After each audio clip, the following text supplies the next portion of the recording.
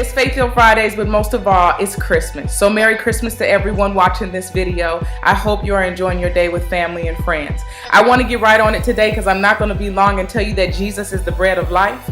Jesus is the bread of life. And Jesus was born in a city called Bethlehem, and Bethlehem means house of bread. So I thought, how fitting is it that Jesus was born in a city named Bethlehem that means house of bread when he is the bread of life? Because in John 6:35 it says that I am the bread of life, that no one who ever comes to me will be hungry again, and if you believe in me, you will never thirst again. Now during that time in Jesus' time, during the time of Jesus, bread was basically the source of life. Bread was what fed them. Bread was what sustained them and gave them what they needed. So that's why Jesus is basically referred to as the bread of life. He's basically saying, I will sustain you. I will give you everything you need. There's three things that bread does, and it did for those people during that time, and it still does for us now. Bread basically satisfies you, it gratifies you, and it strengthens you. By satisfying us, Jesus basically gives us all of our needs that we need met. He satisfies our needs, and he makes sure that we have what we need to make it in this life that we live daily.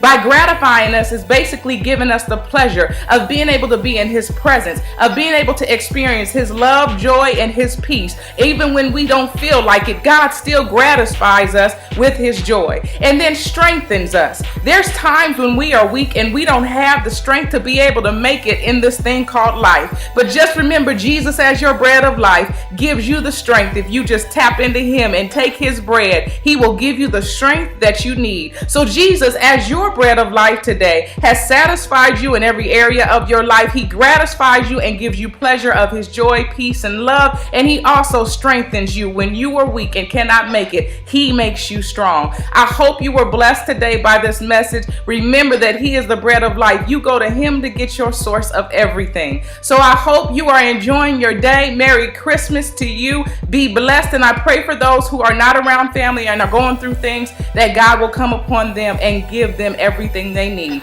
Be blessed. I decree and declare abundance and favor on you today, and I'll see you next week.